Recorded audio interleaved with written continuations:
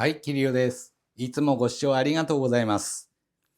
今日はご覧の通り、フレアエスプレッソの最新フラッグシップモデル、フレア58プラス2をご紹介します。おじさん去年、アメリカのフレアエスプレッソとコラボレーションの第1弾として、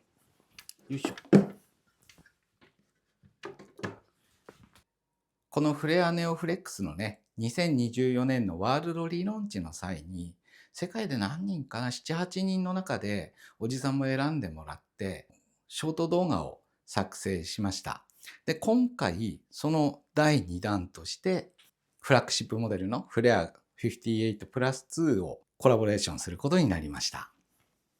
日本でもね、販売が開始されたようなので、実際にね、購入を検討されている方なんかも多いと思いますので、今回はね、おじさんの使っている前の標準モデルと比べながら、一体このプラス2でどこがアップグレードされたのかっていうのを簡単に紹介していきたいと思います。はい、それでは2つのモデルを並べてみました。向かって右側のモデル、こちらのモデルがおじさんが普段使っていたフレア58のスタンダードモデルです。これは3年前に購入して、モデルとしてはプランジャーの機構がマイナーチェンジされた中期モデルになるのかな。中期モデルになります。それで今回の変更点で、ブリューヘッド、抽出に関する部分に関して言えば、特に大きな違いはありません。ブリューヘッドの、例えば小さな変更点なんかはありますけれども、その抽出の機構自体、エスプレッソを抽出するっていう機構自体に関しては、特に大きな変更はありません。じゃあどこが変わったのかっていうとですね、大きく分けて2つ。1つはプレヒート制御の方法、余熱関係の部分ですね、が大きく変更になったのと、あとは配線関係、特に電源がかなりコンパクトになったっていう点が大きな変更点になります。それじゃあ変更点を順を追って説明すると、まずは、よいしょ。今までのモデルは、この余熱のコントローラーが配線と一緒になって別パーツになってたんですけれども、今回のプロ2からは、この余熱コントローラーが本体のベース部分に内蔵されて、本体と一体化されました。まずこれが大きな変更点の一つです。次の大きな変更点がこの配線の取り回し関係ですね。以前のモデルだと、このコントローラーから線がブリューヘッドにつながって、それ以外の線も電源につながって、長い配線があったんですけれど、今回のモデルは電源からの配線はこのベース部分の下に接続されて、ベース部分からブリューヘッドの後ろに配線がすっきりと流れるようになりました。で、これ下の電源を外せばこのまま持ち運びができる状態になってます。ベース部分の裏はこういう配線の取り回しになってます。ほんとすっきりしてます。あとはこの電源ユニットの大きさの違いですね。もう一目瞭然ですよ。見てください、この大きさの違い。全然これだけ違うとね、本当に取り回しが全然違いますよ。これね、一つ一つはちょっとした違いに思えるんですけど、これが全部合わさると、余熱の際のワークフローが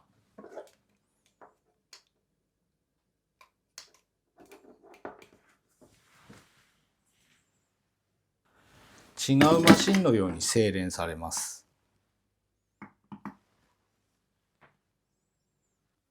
ほんの少しの煩わしさを解消しただけで、これだけ使い勝手が良くなるのかっていうぐらい、見た目以上にワークフローの変化に驚くはずです。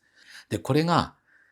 フレア58を使うたびに毎回感じることなので、時間にしてみればね、1秒まで違いがあるかないか、0. 点何秒っていう違いなんでしょうけど、まあ、あっても1秒ぐらいの違い。で、それでも、毎回使うたびにその差が生まれてくるので、こうフラストレーションが全然ない。今度ね、詳しく説明しますけど、例えばフレア58の予熱システムで、まあ唯一の欠点っていうかね、弱いところが、下のお湯の温度よりも上のお湯の温度の方が高くなってしまうっていうのがあります。これね、ホフマン先生もそうですけど、外国の有名なコーヒー系のインフルエンサーの方たちが指摘されてて、で、おじさんもそれを感じてます。で、まあこれエスプレッソに限らずなんですけど、ポアオーバーでも、ね、抽出の前半より後半の方がお湯の温度高くなれば、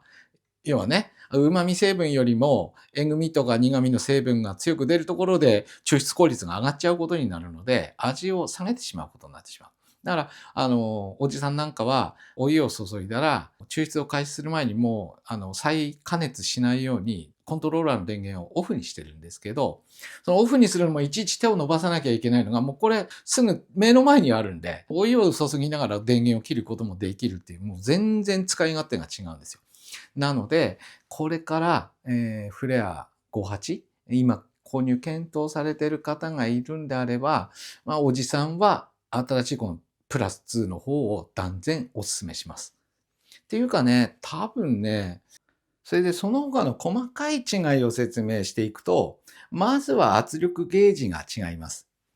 標準モデルの圧力ゲージはね、こういう白板に赤文字、黒指針っていうような配色の圧力ゲージになってます。これはこれでね、視認性が高くていいなって思います。まあ、白板赤文字だとね、車だったらもうスポーツモデルみたいなもんですからね。これはこれでおじさん気に入ってます。それに対してね、58プラスの方は専用の圧力ゲージが付属してきます。黒板、白文字、白指針。これはこれでね、かっこいいですよ。確かにこの圧力ゲージが人気あるなっていうのはわかる気がします。あとはね、これおじさんと同じ3年前ぐらいのモデルを買った人たち対象なんですけれど、このブルーヘッドの上部の部分が、おじさんのモデルは特に縁がないんですよね。で、それに対して、まあこれプラス2に限らず最近のモデルなんですけれど、58X なんかと同じように、ブルーヘッドの上部部分にお湯を注いだ時に縁からこぼれないようにガードが追加になってます。あとは付属してくるポルタフィルターがちょっと違います。標準モデルの方はこういうオーク材っていうのかな。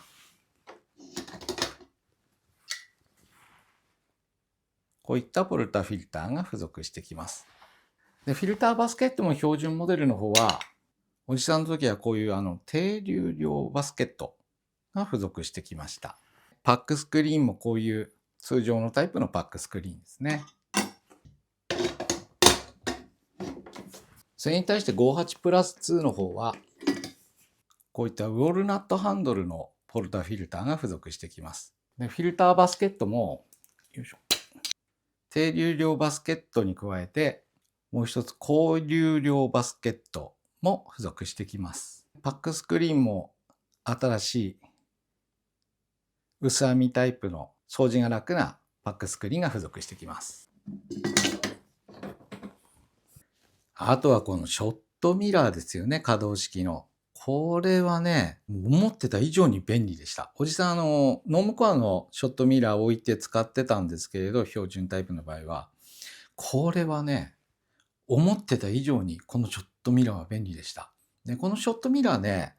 確かオプションで売ってるんですよね、フレアの方で。在庫があるかどうかわかんないですけど、これフレアで在庫入ったら買った方がいいですよ。ほんとこれは便利。あとはね、ハンドル部分の加色が、オーク材からウォルナットに変わってるっていうぐらい。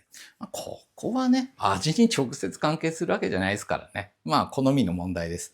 あと、付属品の一つとして、タンパ。標準モデルのタンパはね、こういう正直あまり